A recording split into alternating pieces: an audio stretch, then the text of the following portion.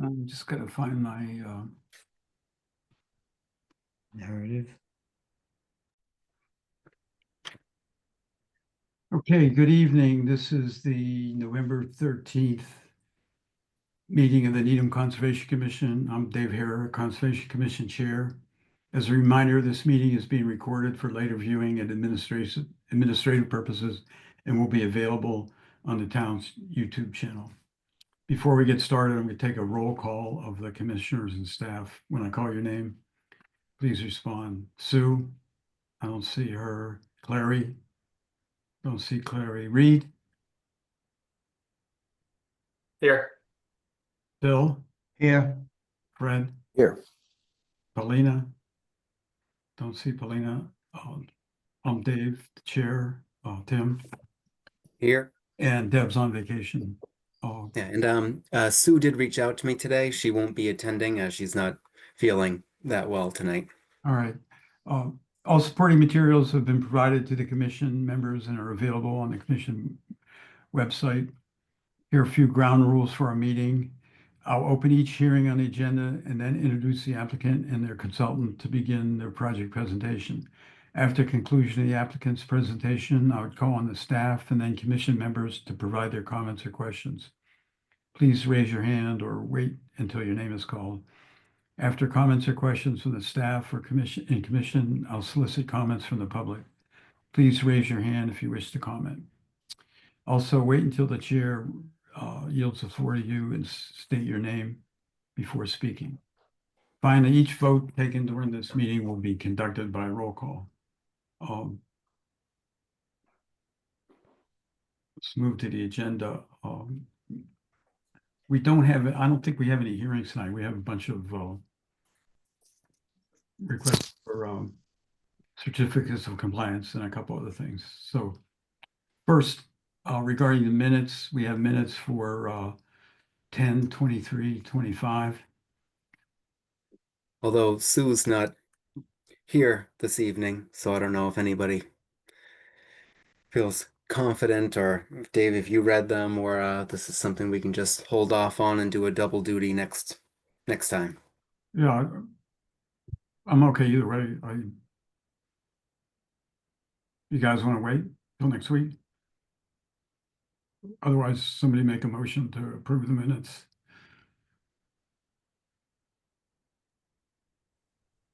All right, we'll wait till next week. Enforcement violation updates. Do we have anything, Tim? Nope, we don't. We do have something related to perhaps a future enforcement that we can discuss later on in the meeting. Okay, if that's the case, let's move forward. I understand 19 Pheasant Road will be discussed at our next meeting. So we have 60 Wildwood Drive, DEP file 234-763, request for certificate of compliance. Does the applicant want to make any comments? I know Tim has reviewed this. Hi all, my name's Brad Alley. I'm the homeowner and I'm happy to answer any questions. I feel the application as submitted pretty straightforward. We had originally filed for and obtained an order of conditions on the property relative to a addition that we'd put on the property when we bought it back in 2016-17, and then we amended it to allow for pond maintenance. Deb thought that what we should do going forward is file for a separate notice of intent that would just be addressing the pond maintenance rather than continue to amend and extend the original order that was pulled for a different purpose. And so we're here to close that out. There's everything relative to the house had been partially, we obtained a partial certificate of compliance for the house addition, and so there's nothing other than, I think, administratively to close this, and we can move forward. All right. With a notice of intent for ongoing pond maintenance. All right, thanks. I note that Clary and Paulina just signed in. So, Tim, you had visited the site. Do you have any comment? Yeah, so like Bradford said, this property received a partial certificate in 2019, so that was most of the actual construction. I was mostly just checking up on the items under the most recent amendments. Um, so the conversion of some concrete pad to lawn, which was complete as approved. The restoration of stone on either side of a culvert, and the work on the pond with the annual reports that were submitted.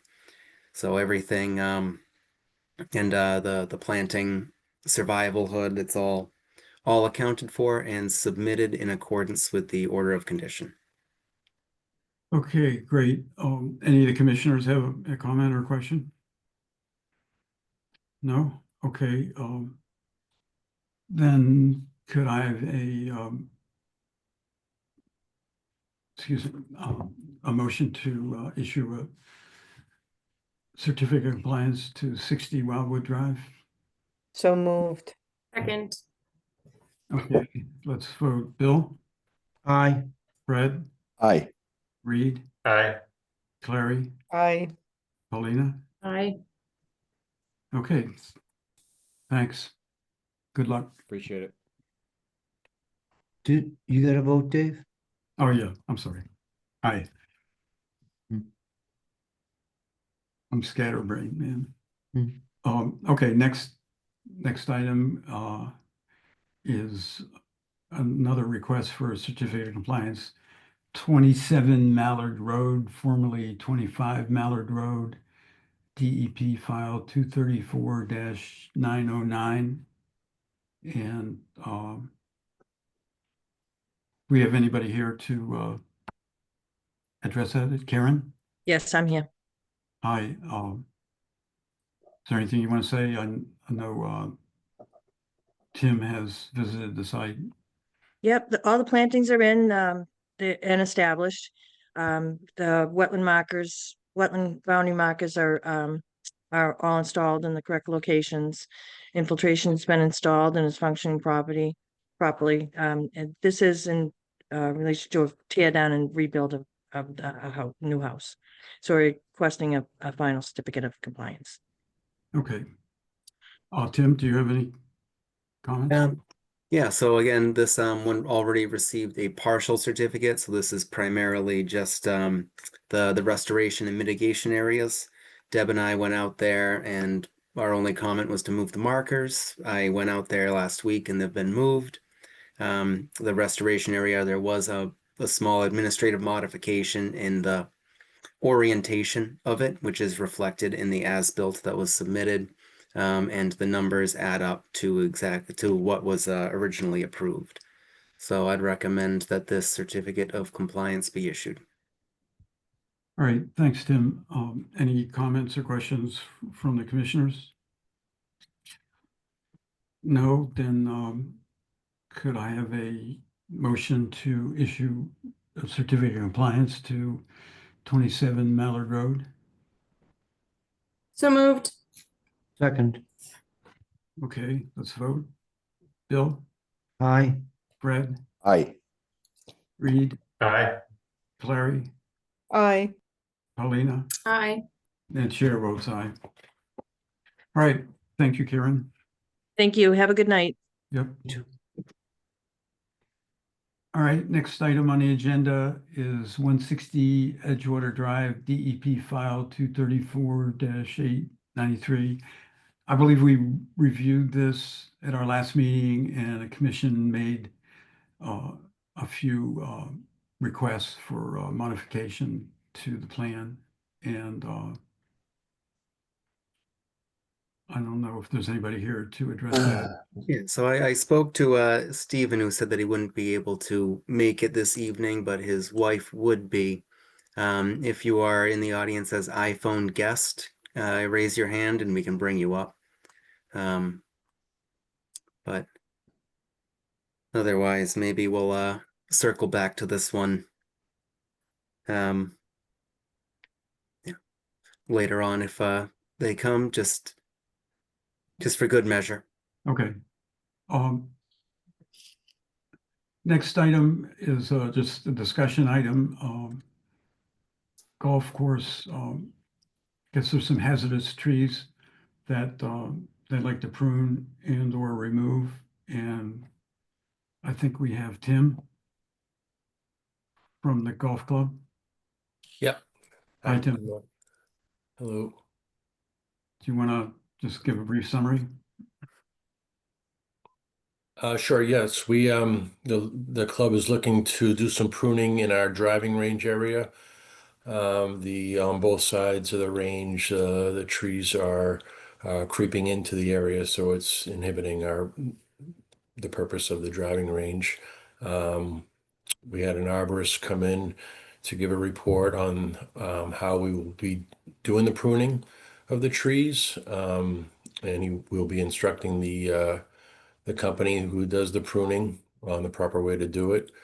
We saw a large dead oak tree that was in that area, and his recommendation would be to take down the hazardous limbs, but leave the large stump and trunk. So it'd be probably like a trunk of about 12 feet high that will remain there, and that's set in the woods there.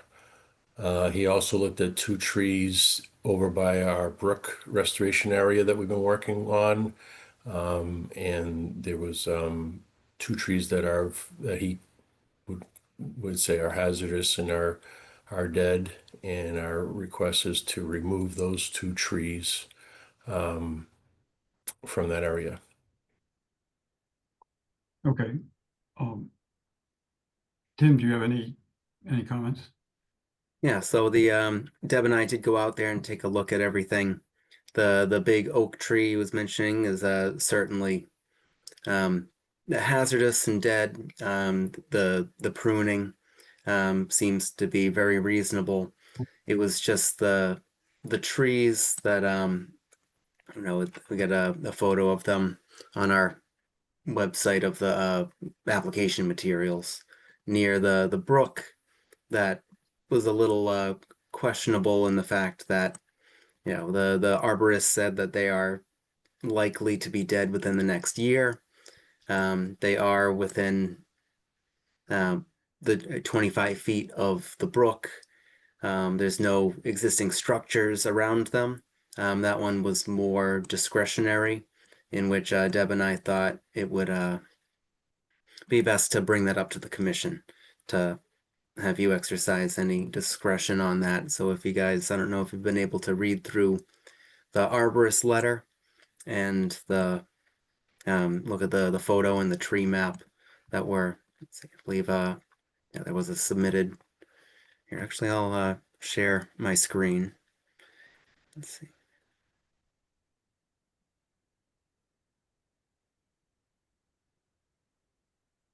Yeah, so this is the map, I believe. Let's see, so the pruning is along this is a driving range with a big dead oak right here. Very large, very dead, very big limbs. So these, we didn't see too much of a question about it with the arborist letter. 3 and 4 here were, let's see, right here along hole 8, a stream by Harris Ave. There was a Douglas fir with needle cast disease, likely dead in the year, and a pitch pine, also needle cast. They're half defoliated, looking sickly and dead, and it's strongly recommended that these diseased trees, before they can infect other surrounding trees with the needle cast, neither are high risk, but neglecting them would compromise the surrounding trees. And cleanup of the site would be performed, so not left in place because of the disease. And let's see, plant 4 bushes per tree as town requirements. And these are the trees right here. So I think, Tim, correct me, is it this tree right here and this one that's slightly off screen, or is it one of these 2 Correct. as well? These 2? No, the 2 to the right. The 2 to the right. Yeah. All right, so that was just the background, and because there's this brook right here, we felt that it would be best practice to just bring it up in public meeting before um, issuing anything administratively, or if you feel there should be any conditions. The condition already offered was 4 shrubs per of those trees. And I don't know if Tim, you have a preferred location for these shrubs that you were thinking in mind, if they were going to be also within any kind of distance from the brook in question, or what? Yeah, they will be right in that same location, just off to in the woodlands there where we did some other plantings for the trees we removed last year. So there is some more space to be adding to that area, which is within the 100 feet buffer. Okay, great. And so I see, Clary, you have your hand up. You have a question or comment?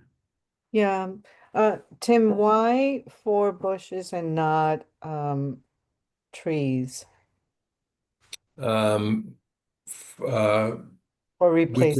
we could do trees as well if you prefer trees.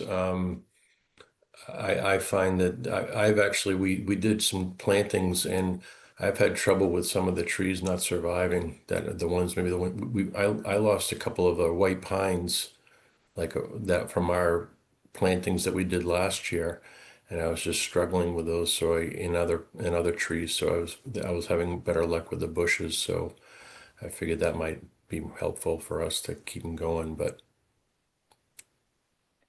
So I am of the opinion that I would prefer to see trees replacing trees. But I will also open it up for the opinion of the rest of the commissioners. All right, great. Fred, you have your hand up? Yes, thank you. I had a similar question. I was wondering if it's not in the fairway, right? So it's not something. it is in very high traffic play area. It isn't in the fairway, it's in the rough, which would be about 20 feet off the fairway. So there are a lot of uh, golfers in that area down there off their tee shot. Yeah, I mean, I would love to see um, like planting a deciduous tree, which would provide shade, cooling in the summer, and let the sun come through in the in the late spring and Yeah. things like that. And I know the oaks are fairly hardy, and pin oak in particular. Our former commissioner uh, had recommended pin oak as a particularly sturdy tree, even in the face of rising temperatures and rougher summers that we're having now. And that's a fairly narrow habit oak tree. It's not real sprawling. So anyway, that one suggestion. Yeah, that's fine. We could go ahead with trees as opposed to the bushes in that area. Okay. Bill, you have your hand up? I was just gonna mention the trees again and versus the shrubs. As I was reading the policy again before the meeting, the shrub ratio shouldn't exceed 50% of the required trees. And so it seems that you have to go with trees if you want to follow the regulation, because that would be 4 trees. And you need only 2, you can't go higher than 2 shrubs. I just thought I'd point that out, maybe. All right, I do have a question on some of the other points. A large dead oak and the saplings that you're gonna pull out, are they in a resource area? Are they just on the golf course? They're on the golf course in the range area. Oh, yeah. What do you Are mean by they, resource are they in a area? buffer zone or a resource area? Where It was is established, within yeah, 100 feet. Yeah. yeah. They're within 100 feet. And it's more pruning of not saplings necessarily, but some saplings in that area, in the edges that he recommends to help the others grow more Right, and the tree healthier. policy below 6 inches diameter, it seems like these were 2 or 3 inch diameters.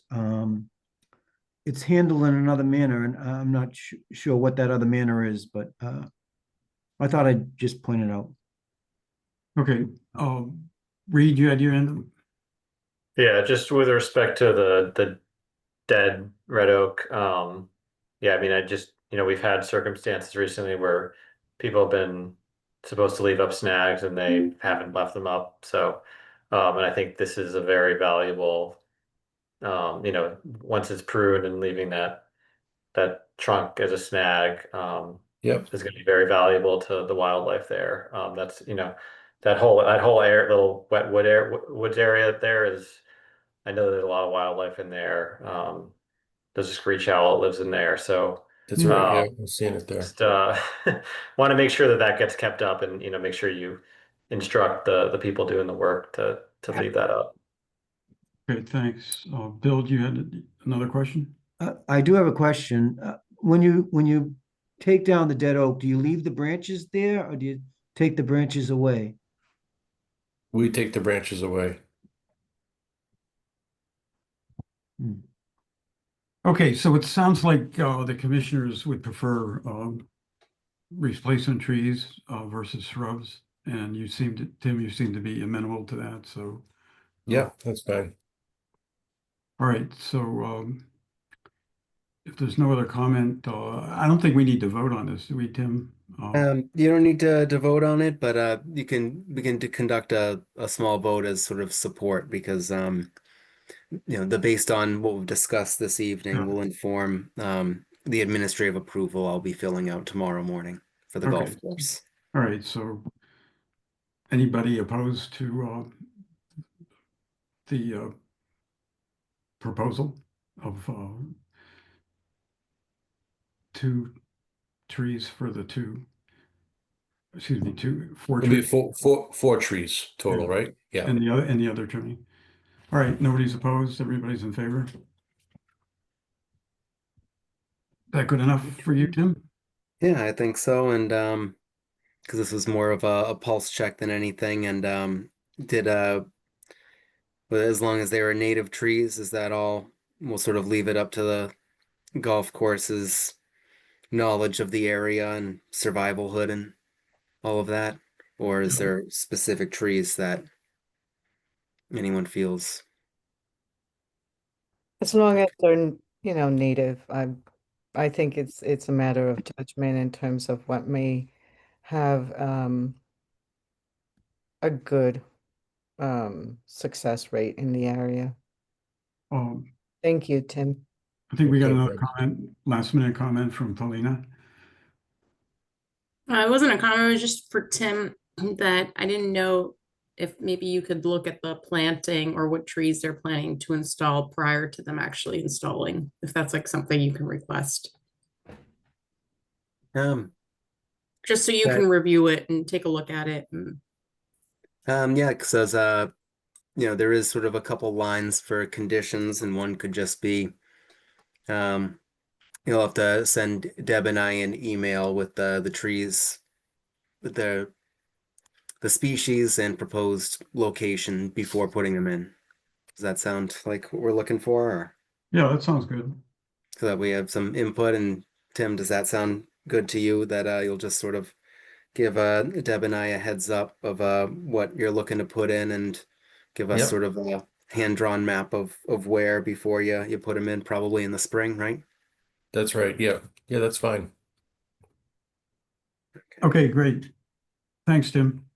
Okay, thank you. Have a good Thank night. you. Okay, our next, It looks like Edgewater is here. Oh, yeah, I see Steve from 160 Edgewater is here. So again, we had reviewed this at our last meeting, and the commission had made a couple requests, and I guess based on Tim's notes, the requests were complied with. Tim, did you visit the site? I did, and so based on the things we talked, the markers are moved to the edge of the plantings. 4 service berries were planted exactly how they appear to be planted on that unofficial markup map we requested, and a letter has been submitted for us to look at that will be attached to the certificate of compliance. Okay, any comments or questions from the commissioners? Let's see, Reed, you have your hand up? Yeah, to me, this letter is not satisfactory. I thought we had discussed a document that would be recorded that would include this obligation to replace the trees. Now, it was my understanding talking to Deb that this letter will be recorded with the certificate of compliance. Okay. If that, yeah, if that is actually, if that can be done, I'm not sure. As one document. Okay. Because typically you can't record documents like that, but if that, I guess if she's done that in the past, that's Yeah, fine. it could be an attachment to the certificate of compliance. Yeah, Alright. it's not necessarily binding on future owners, but okay. Any other comments or questions? All right, if that's the case, could I have a motion to issue a certificate of compliance for 160 Edgewater Drive? So moved. Second. Okay, let's vote. Reed, Nay. Dave, Fred, Aye. Bill, Aye. Clary, Aye. Polina, Aye. and the chair votes aye. Okay. Thanks, Steve, if he's still here. Oh, I see. Must have been technical difficulties because then he's back in attendees, but was listening, I hope. All right, so next item on the agenda is Hold on. our calendar for calendar year 2026. Hopefully everybody had a chance to take a look at it. Did you vote? Dave? And Yeah, let me see if I can pull it up for us.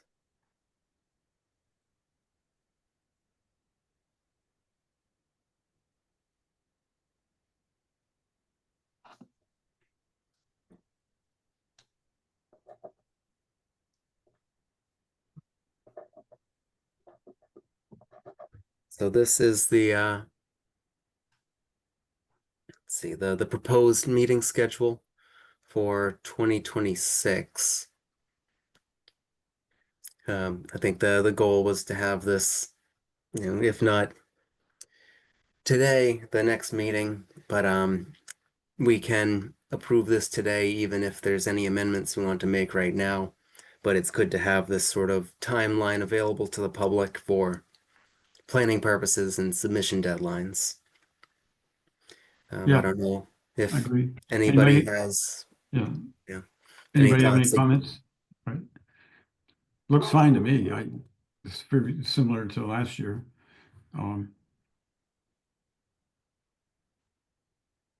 Any thoughts or comments? No? Looks ready? good to me. All right, so do we have to vote on this, Tim? I think it would be good to vote on it to formally adopt this as the commission. All right, so somebody want to make a motion to adopt the proposed 2026 meeting schedule? So moved. Second. Okay, let's vote. Reed, Aye. Fred, Aye. Bill, Aye. Clary, Aye. Paulina, Aye. and the chair votes aye. Okay. So the remaining item on our agenda is our trails project. Although, Tim, do you want to talk about the 46 Pleasant Street first or Oh yeah, last? so yeah, we'll do that first so we can end on a fun note instead of Mhm. there. So 46 Pleasant Street, if you guys remember, that came up a couple meetings ago. And one question I asked was about a basketball court, but we had just the consultants and engineers on that just came on for this project. This was the one where the deck isn't going to have a roof, but it will have a roof later. So they're putting in the stormwater as if it had the roof, but that shouldn't matter because it's on a poured pad anyway, so it's not a impervious. But the plans that they submitted, actually, I wonder if they're still, if I can get that up fast enough. Yes, here, let me share my screen.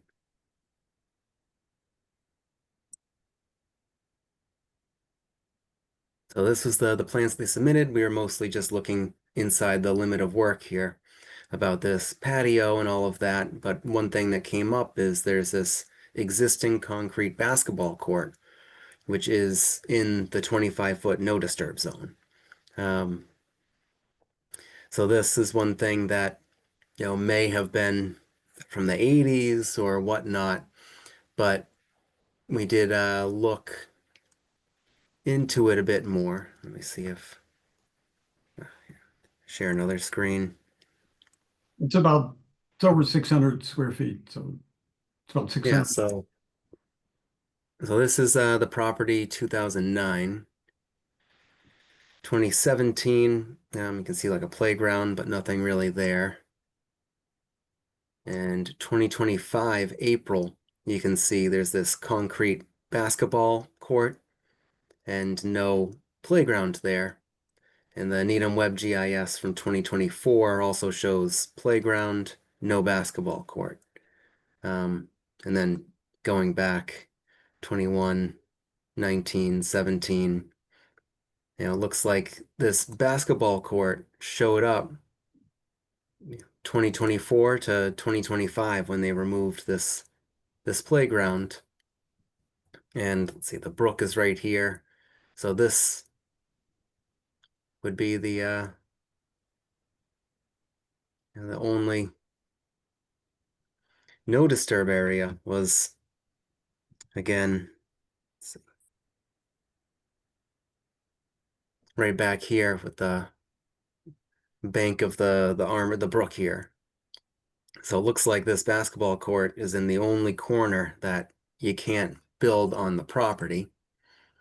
And since this seems to be a very recent thing that came to light, or the recent thing that was created, the question was if the commission wants to have a notice of violation sent requesting that the homeowner attend one of our meetings to then discuss and see, usually with a notice like that, first it's just like, hey, there's something in violation. You're requested to attend this meeting, and at the meeting, we'll see if either they'll do something voluntarily or if the enforcement order direction is taken. But nothing's been sent to them yet. This is just a discussion item on if there's any steps that we want to take in that direction. Back to Dave. Yeah, I think this slipped through the cracks a little bit.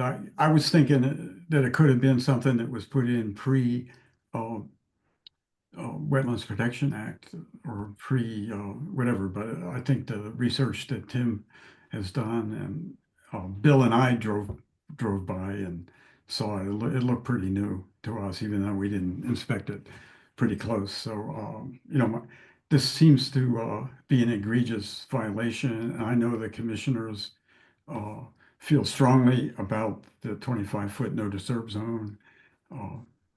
So it's something that I think we should look into. At a minimum, I think we should ask the owners to come in and explain the situation. But anyway, Polina, you have comment, question?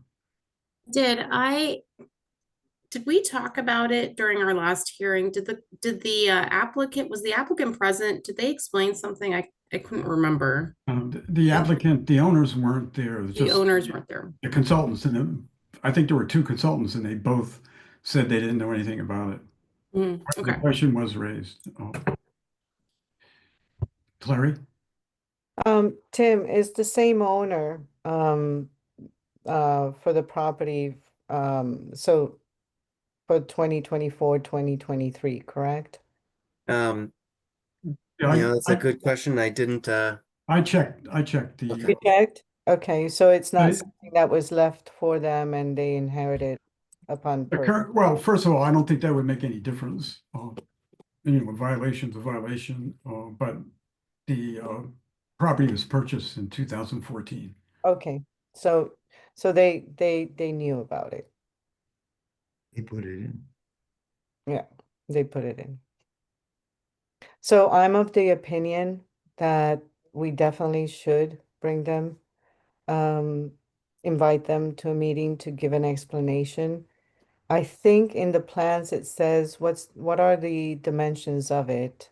It's 20, I've scaled it. They said it was 616 square feet, and so that's approximately 24 by 28. Right, so that constitutes fill in a wetland. So I am very strongly, It's not in the wetland, I don't think. It's in the 25-foot no disturb zone. no disturb zone, sorry, Yeah. yeah. So,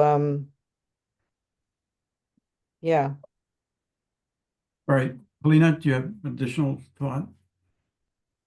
I do. I'm happy to invite them, but this sounds like an enforcement order. Like, I mean, whatever explanation they give us, there's no explanation to why they constructed in that area. So I feel like regardless, there'll be an enforcement order, but we should invite them to explain to them what the issue is and what we expect. And so we might want to consider, or Tim, I'm not sure if you want to think about how we want to approach what we would want them to do to mitigate or to remove or XYZ.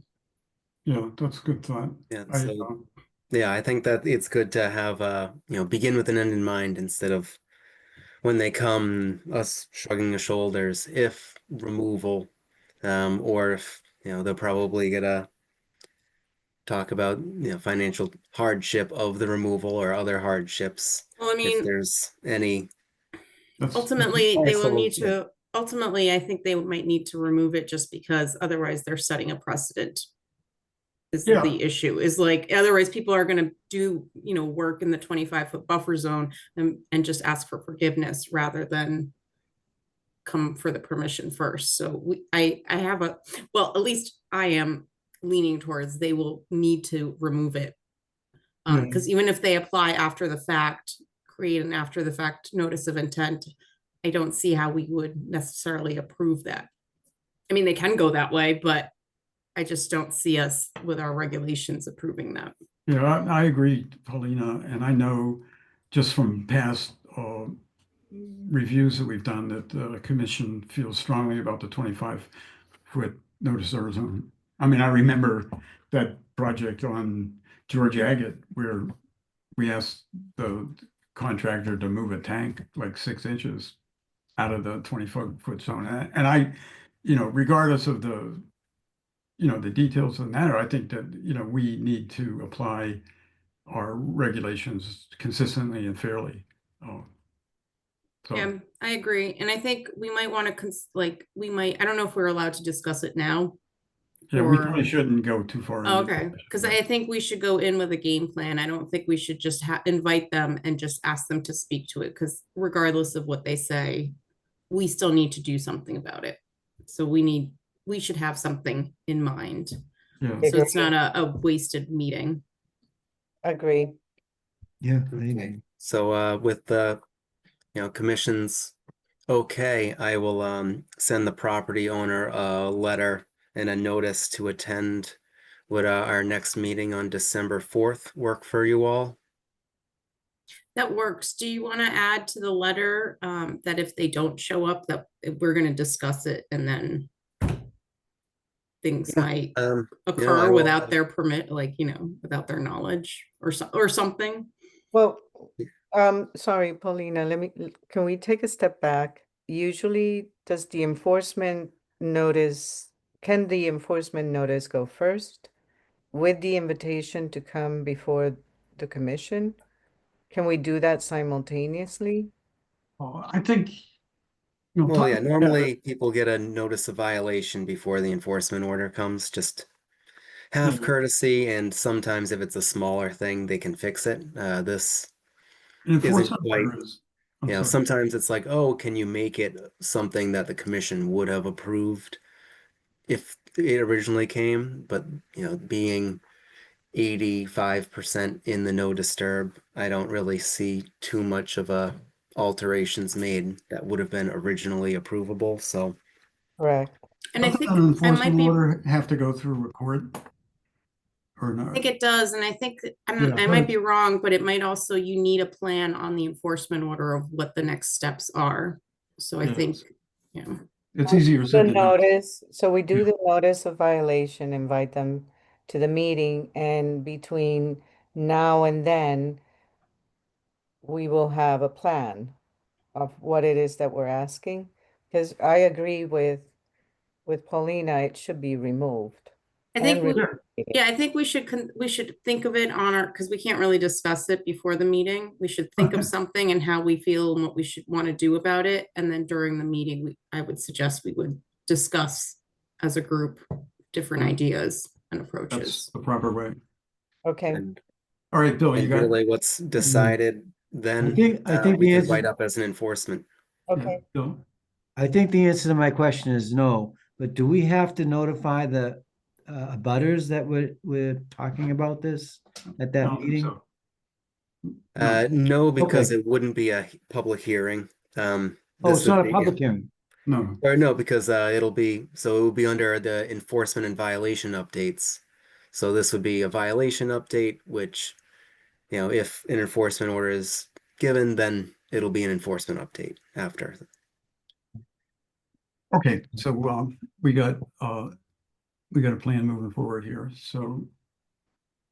Let's go to our last item, the trails update discussion. Tim? Right. So trails update discussion. Like I said, I gotta end on a fun note. This morning in the Needham Observer was the article on the theft of the signposts we talked about the other week. Again, the case of the purloined posts was the title.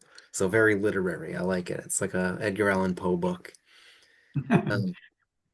But that brings us right into the signage initiative update.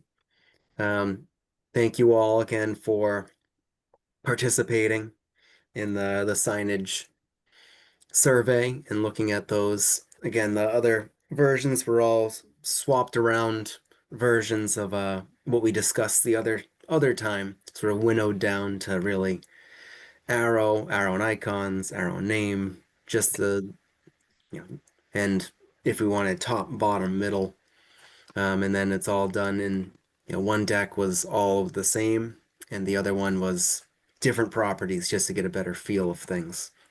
So before we talk, let me share again the results of that survey here.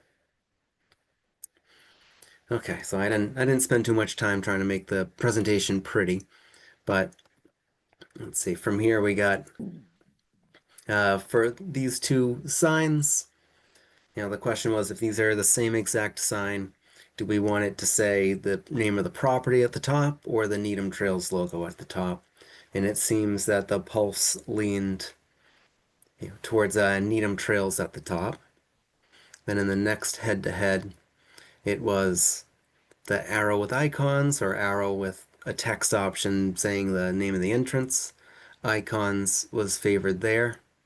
And then again, arrow and icons or just arrow, which, let's see. Yeah, so there was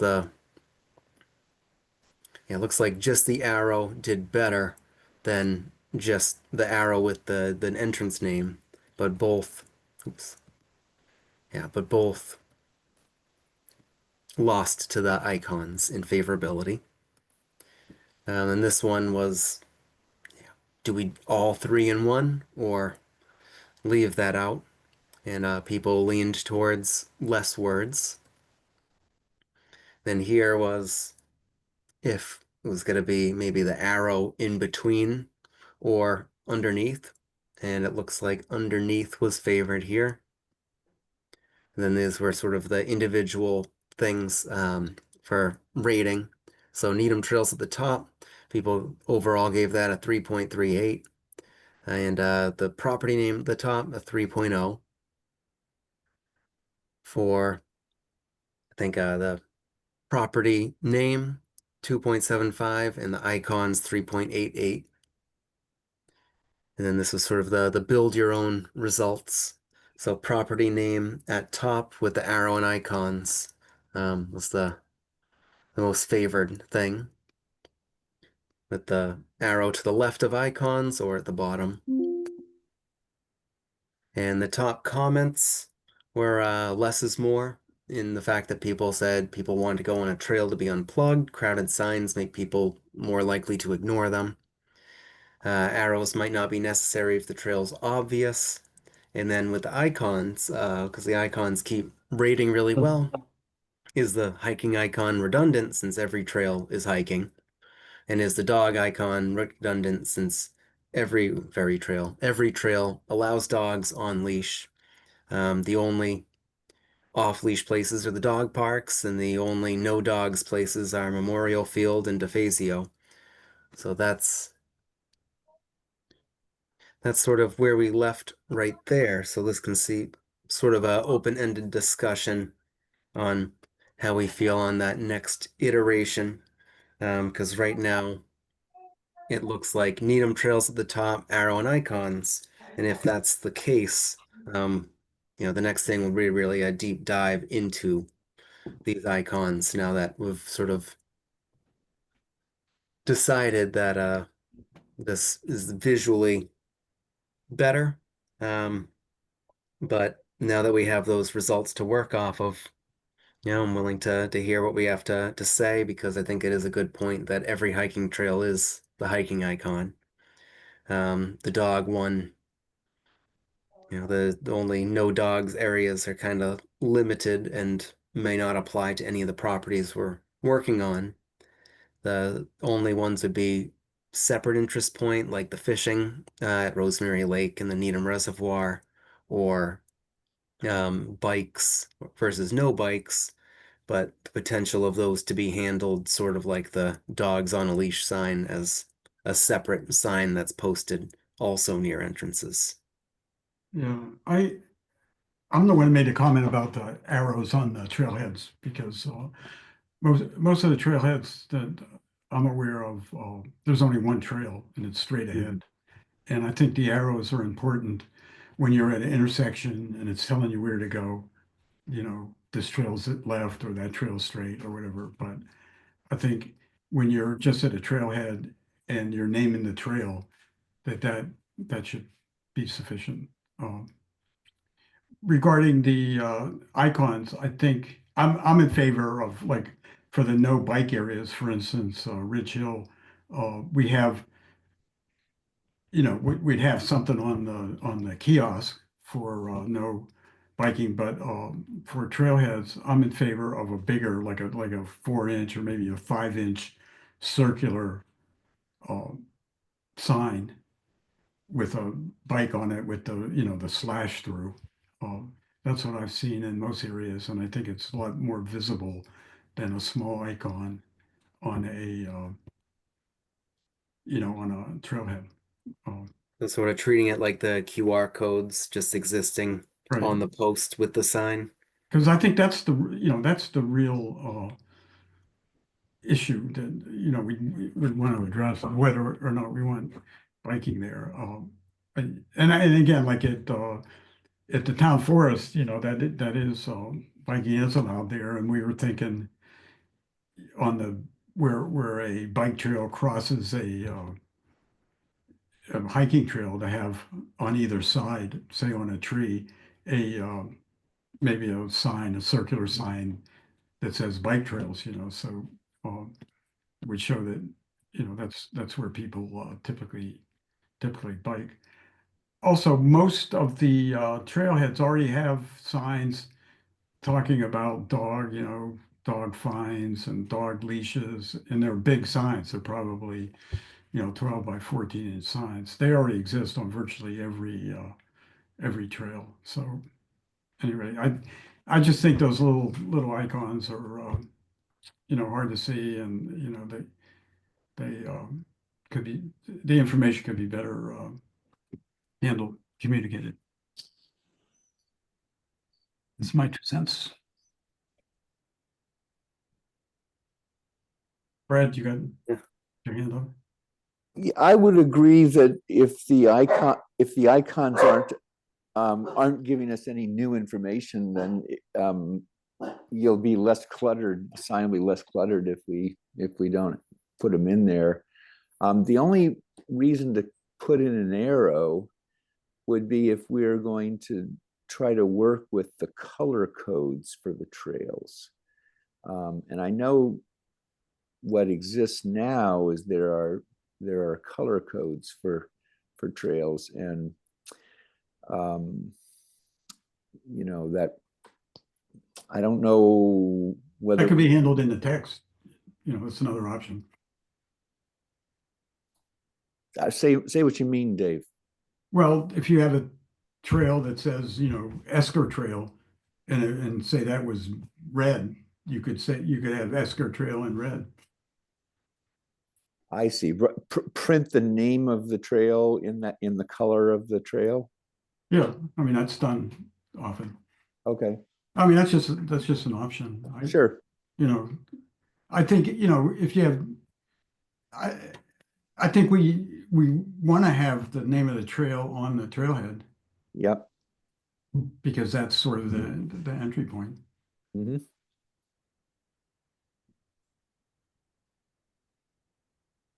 Clary? I agree.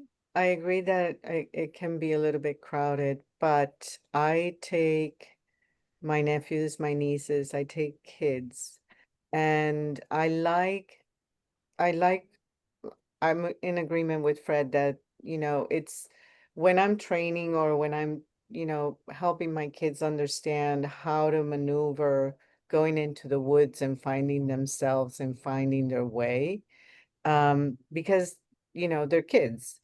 They go by visual cues.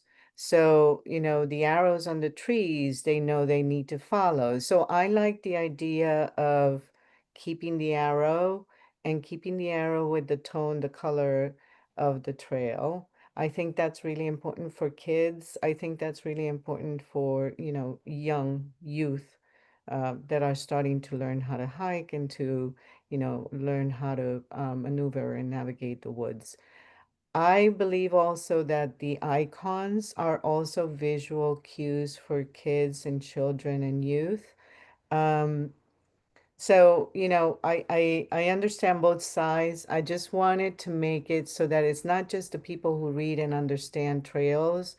It can be something that visually can be a guided way for children, youth to be able to navigate the woods in a more, safe and just easier for them, right? So when we're thinking about it from the perspective that most of these kids go accompanied by adults, but when I take my kids there, I said, okay, we're gonna follow this arrow, and this is the arrow we're gonna follow throughout. Or, when I'm taking the kids, it seems like in this particular trail, we might find XYZ. So I think it's important. Visual cues are important for people who may be dyslexic or who may, you know what I mean? So I think let's consider it. But I like the idea of the visual cues to stay in par with what the trail is in the arrow color and the icons. Okay, Alina, comments?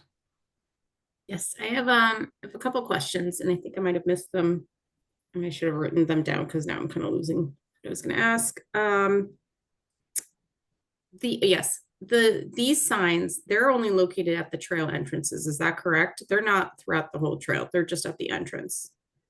Right, right. Throughout the trail, there'll be more simple name and arrow, sort of horizontal on a signpost. These would be the start of a trail at the edge of the property.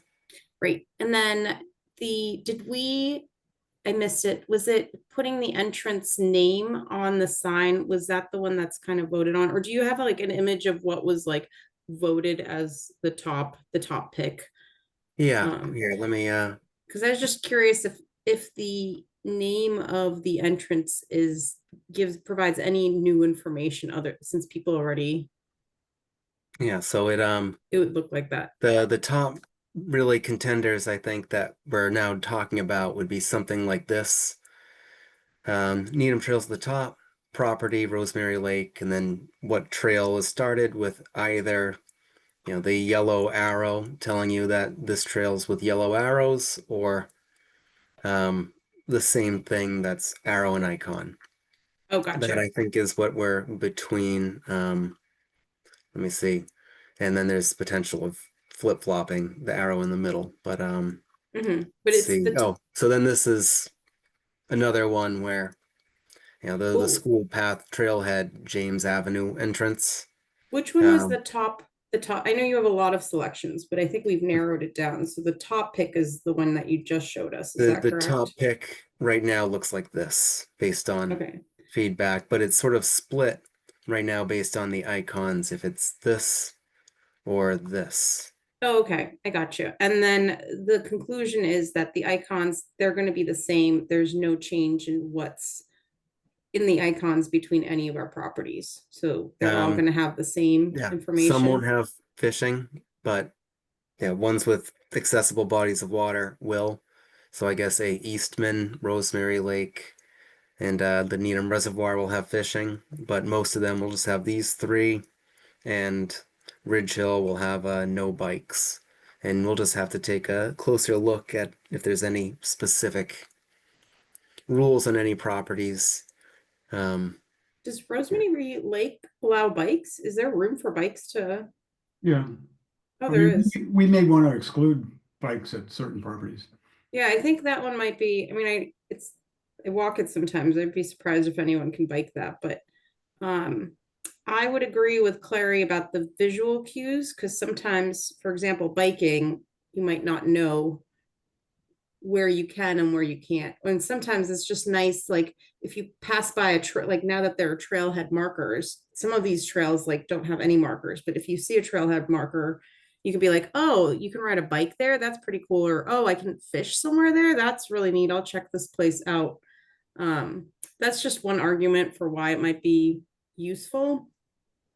But and then do you know where the actual stands are going to be that show the whole map for any of these properties, or is it only on certain properties that you will have the map of where things it's are? really, just certain properties, or most of them are existing kiosks. So I know there's a couple at Town Forest, a few at Ridge Hill. There's actually one at the Mitchell Woods. Oh yeah, just a side note, this past Saturday, Cub Scouts Pack 4 came to the Mitchell Woods for a trail cleanup. Oh, that's nice. So they cleared a bunch of sticks, branches, logs off the trail. They fixed potholes with some wood mulch, and they used some of the logs to make a couple erosion steps on a place that's getting washed out. So they put in a good 3 hours work for 3rd to 5th graders, and a lot of the parents did a lot of the heavy lifting. But they did a really good job, and they cleaned up a whole bag of broken glass. Were which you is were you the foreman, Tim? yeah, so I was out there herding cats, but they had a good time, and there's only a third of a mile of trails total out there. But there is a kiosk off of trying to remember the name of the street, not the James Avenue entrance that was on the sign, but there's Brookdale, I think. Does that sound right? Yeah. There's a nice kiosk there with nothing in it. So some properties will have a full map board. So, well, And so- yeah. Colleen, I was gonna say that if you go on the website, the town website, or I think it's even on the conservation website, there's a link to all the trail map. And each map has indicated on each map is a symbol that shows where the trailheads are. So if you wanted to get a good idea of where these trailheads are, just go and look at the maps. Okay. No, I was more curious, like if you're on the trail and you see this trailhead, would you be able to know like, oh, how far is it to the end? Is it a loop? Is it just a walk in, walk out kind of that kind of information? Like if you're Yeah. walking by and you're like, oh, can I take a walk in here or do I not have enough time to complete this path? That's kind a of very thing? good point. So, you know, is Yeah, it so- moderate? Is it? I thought that was the point of the, I thought we discussed that and it was because the QR code addresses this. We don't Yeah, want because that was the sign. first round. There were like 3 different signs that had like half a mile to the parking lot, or this is the start of a loop. But we found it, the vote found it to be wordy, and the QR code pulling up the map solves that. But just for a Yeah. quick reference, a trailhead would be here.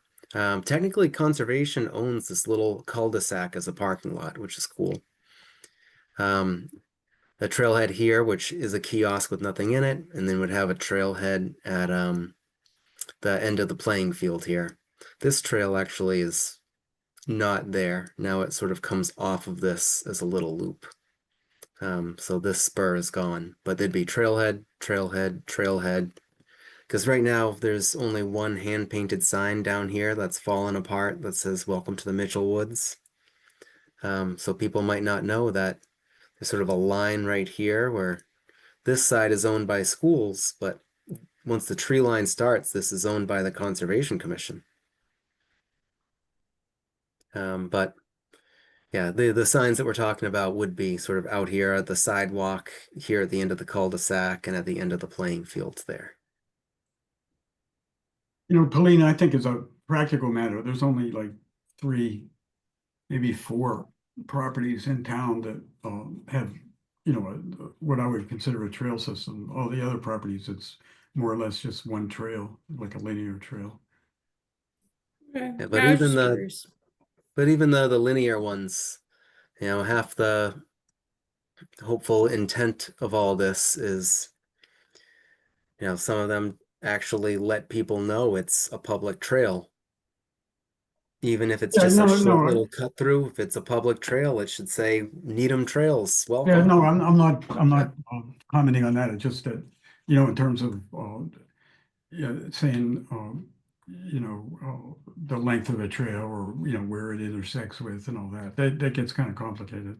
Do we, though, is it easy, not easy, would it be commendable if we at least identify it as an easy, moderate, or, would we be able to do They're that? all easy. I mean, I know, but people who have some level of disability or want to walk and cannot climb, I'm wondering if there's an easy icon that we can use to determine easy, moderate, etc. well, I mean, I think that information could be put on the maps. And in fact, I think some of the maps already have that information on it. But I think, some of these trailheads, they're really short and then they quickly intersect with other trails. And so I think it would, especially at the town forest, it's hard to describe what the trails are at a certain trailhead. Yeah, You follow what I'm saying? it's just a thought. Yeah. Yeah. It's just- But I think the maps, I mean, like Tim and the GIS guy, Ben, Yeah, Ben. we're we were gonna have colors and names and, maybe the trail could be annotated somehow. Okay. As long as it's at least in the map somewhere, that Yeah. it's a walking trail. It's it's an easy trail, moderate, etc. Yeah, most of the trails are easy to moderate. Some of the bike trails are a little challenging. It's all good though. So exciting. You Every know, time I go there, I we see just them. gotta find our 10 missing posts, right? We're gonna get a lot of feedback from their article. Hopefully, yeah. Good feedback, at least. All right, Tim, do you wanna, anything else you wanna?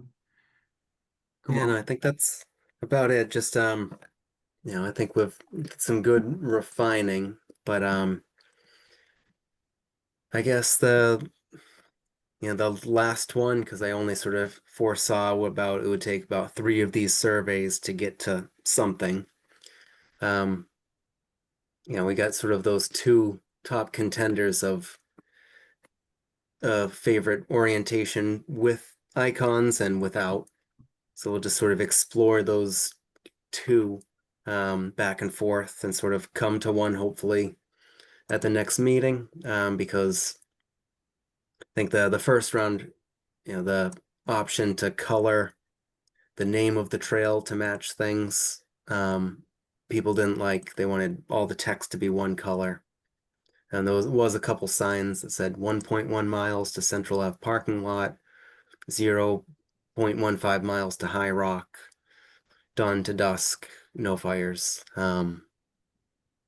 But the wordiness, so I think we've come to something that is good, and then we can move on to the next. I think the trail signs will be a lot simpler since it's pretty much just going to be the name and the arrows.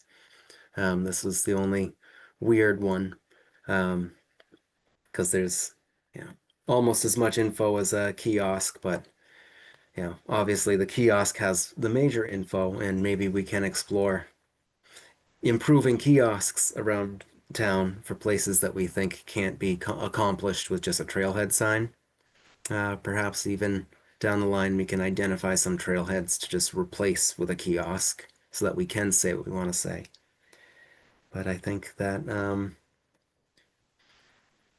is about it, unless anyone has some final thoughts on the last round of versions to come out. They all look great, Tim. Great job. Yeah, Right. Good, because good. Once this is in the rear view, the directional arrow signs should really just be aesthetically matching to these because they're simpler.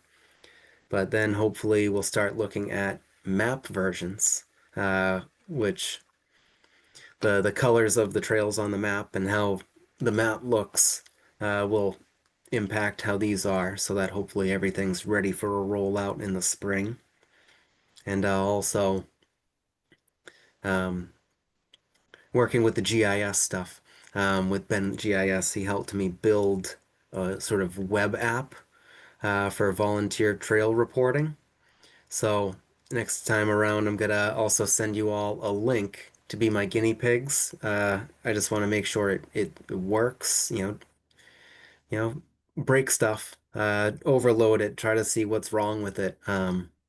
I want to, have enough people playing with this thing, so that hopefully also in the spring we have something that says, hey, you want to volunteer?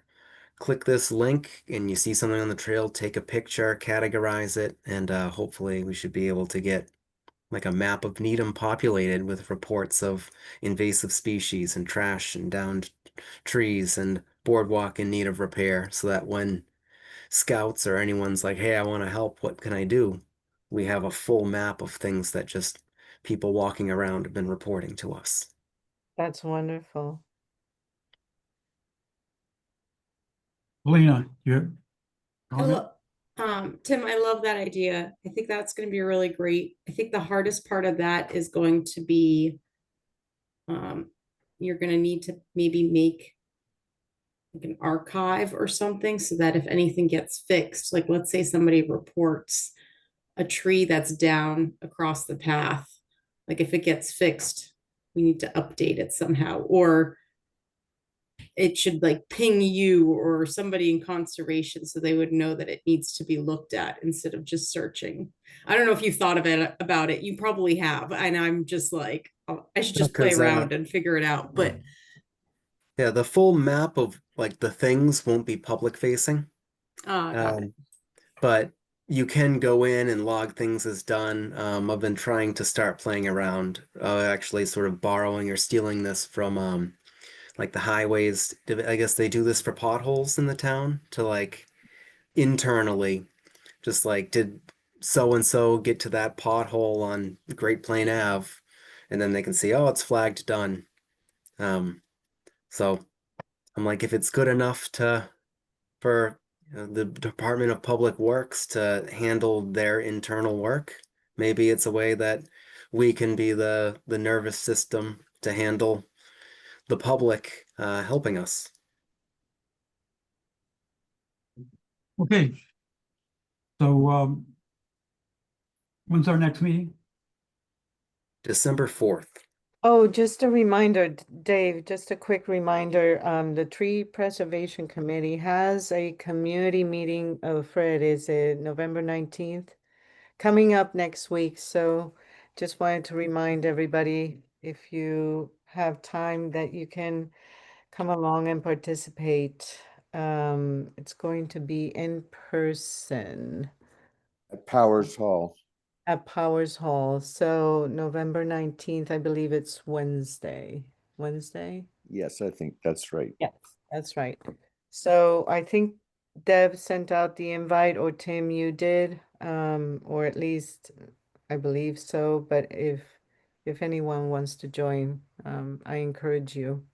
And that also reminds me, because Dave and I went to a meeting about Pollard School on Monday. So conservation was sort of invited almost as a formality for two reasons. One, they're talking land swap between school and rec. And if that's the case, actually, since it's Article 97 land, the Conservation Commission has to approve the land swap. So Right. we'll see. Unanimously. Yeah, And it unanimously. would be a chapter Wow. 91 too. Yeah, so Yeah. so if that ever does happen, we're Yeah. involved that way.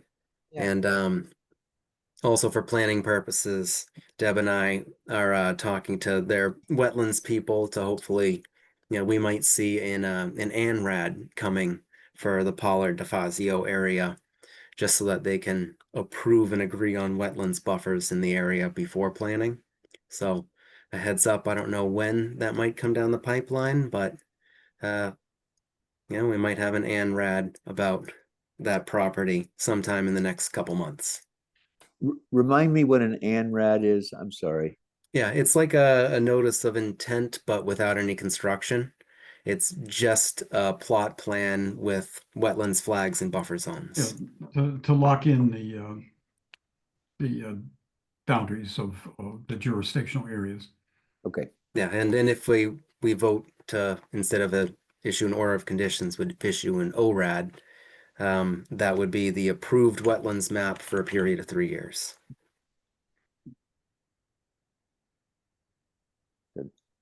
Yeah. Okay. There's nothing else. Let's adjourn. Somebody want to make a motion to? Motion to adjourn. Second.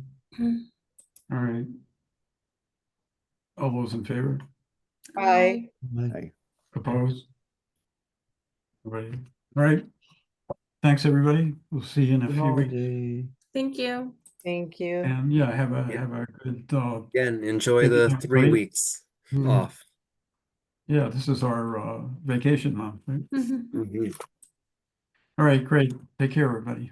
Bye. Bye-bye.